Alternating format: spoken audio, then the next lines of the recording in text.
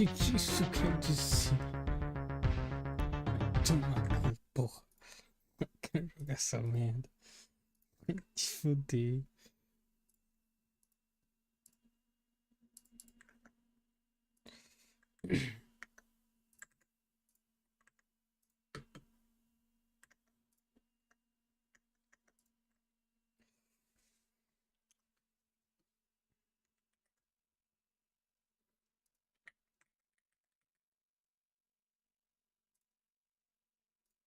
Vastly different at the time. Game developers would go out their way and make a game specifically for every goddamn console there was, and they made a lot of them, and I'd be a liar if I say I didn't play them all. So here we go, Batman for the NES. This one is so difficult. I sort of got the hang of it by spamming the punch button whenever an enemy would enter my presence, but how on earth do you kill this guy without him killing you first? This is a From Software boss battle before its time, because you gotta be so on point with your positioning and timing. I do really appreciate the sprites and music in this game though. It's a good video game for the NES, but I'm just really bad at it. Now before we move on to the ZX Spectrum version, if you're curious about how I managed to play some of these older Batman games, I had to do a lot of digging online to track them down. And while this process can sometimes be a little risky if you're not cautious, especially when dealing with unfamiliar websites. So for someone like me, who loves revisiting classic Batman games from my childhood, a VPN is an essential tool. I'm telling you this now, without one, your online activity and personal information could be vulnerable to hackers, advertisers, and even your internet provider who might monitor everything you do online. That's why I'm excited to share today's partner, NordVPN.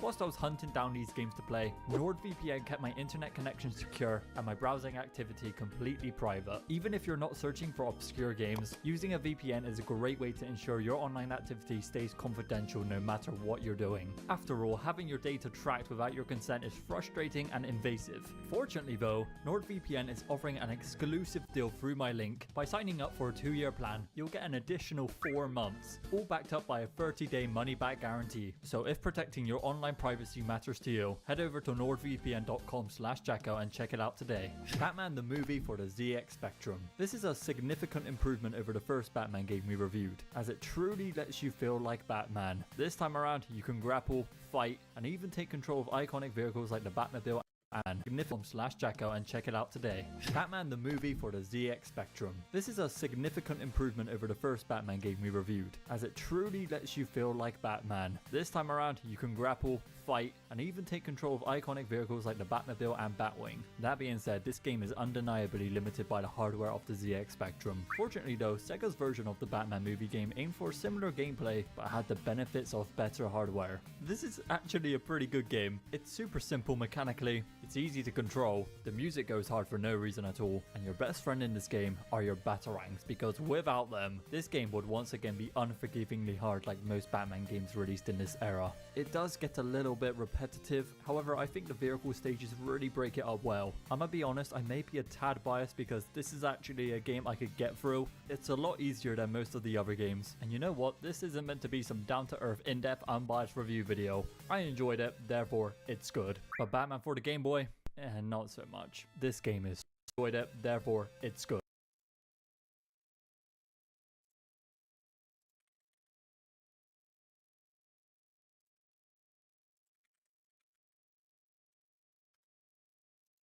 But Batman for the Game Boy?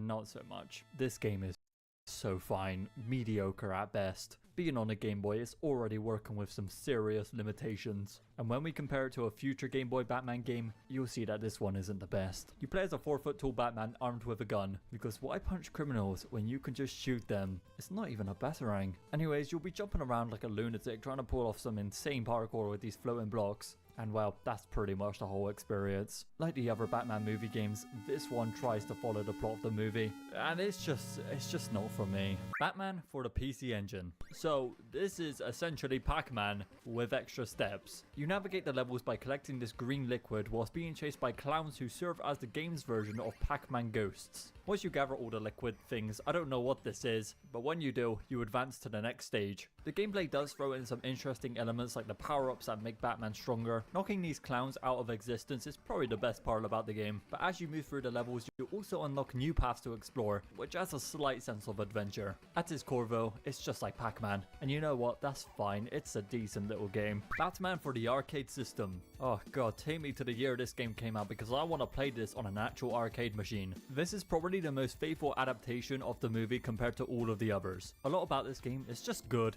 I really like the graphics, the sprite animations are peak, and they even went out of their way to put sound samples from the movie into the game. I'm Batman. Yeah, you'll just randomly hear Batman go, "I'm Batman," every like 2 minutes. But I won't lie, this game is one of the hardest to stay alive in because you can get jumped in seconds by a bunch of weasels and there's literally nothing you can do about it. But other than that, I think the vehicle missions were really well made. I enjoyed the gadgets we got to use, and with this being an arcade game, it honestly feels like it belongs on a console like the Super Nintendo system. Unlike the next game, Batman Return of the Joker. This game actually had its Super Nintendo system version cancelled, but it's still released on 2 other consoles being the NES and Sega Genesis. These 2 are near enough the same game, but one of them is far more superior than the other. The NES version, despite it being an older console, exceeds in every aspect compared to the Genesis. We're talking graphics, we're talking music, we're talking gameplay, although I did notice the gameplay was heavily inspired by Mega Man. Batman's main weapon is literally the Mega Blaster, which I mean, it's not really Batman, isn't it? Nevertheless, the NES version is great, and like I said, they were going to make a version for the Super Nintendo system. Here's some footage I found, and well, it just has unfinished written all over it. They also released a port for the Game Boy, and I think it's actually pretty good. It's 100 times better than the previous Game Boy game we played earlier on. Oh, brilliant, here we go again. Batman Returns is, well, would you know, it's another movie tie-in game, and I don't think I've ever seen a film get this many adaptations. Starting with the Game Gear version, it's surprisingly chill. It's nothing too serious. You sit down, you relax, and you have a good time. The Genesis version, I'm not too sure how many of you would disagree with this opinion, but I really like this game. Straight away you jump into a cutscene where the princess is pushed off an edge and Batman majestically falls to not catch her in time. Some bloody superhero, am I right? Anyways, the art style is probably the gloomiest we've played yet. I enjoyed the animation and Batman's movement mechanics. Fighting Mary Poppins is always a pleasure. Getting whipped by Catwoman is a treat. But watching her fall to her death and being eaten by cats is super odd. Yeah, I don't know why that was in the credit scene. But moving on to the NES version, for the hardware, this is so impressive. I mean, can we, however, the game has one of the, I ain't complaining because it definitely worked. Be up the 4, I guess, plot armor wall, and I defeated a fat man with an umbrella. Let's brighten the mood with the Super Nintendo system version, because dare I say, this might be one of my favorite retro Batman games. Defeating the Penguin may still feel a little bit underwhelming, but then this cutscene plays. Oh, this is like all mysterious. But this part of Maximum Carnage. I enjoyed it, but I cannot get past how similar the gameplay is compared to Spider-Man Max. I promise you we're nearly at the end of this line. I got my hand. Yeah, I guess that's kind of cool. They got as hell and it's like fantastic. The last burst for last. Now like 2 losing my mind. The intro alone goes insanely hard and I love the show. Look, I love some. Sadly, every game is without losing my mind. Batman the Animated Series. Now this is a worthy Game Boy game. The making enemies practically piss themselves before beating the crap out of them, which is awesome. Was how bad to make sure you keep dying and continue. It hurts. Oh wow, this game sucks! There's no polish, no Robin. It's an excuse for this game, but it is her. Now this is a different story. In my Adventures of Batman and Robin cartoon maker, now this is a different story. In my I Played Every Spider-Man game video, I got to create my own little movie called Spider-Man Can't Save Everyone. And well, ladies and gentlemen, I got to do it here. So may I present to you Batman Beyond Vengeance.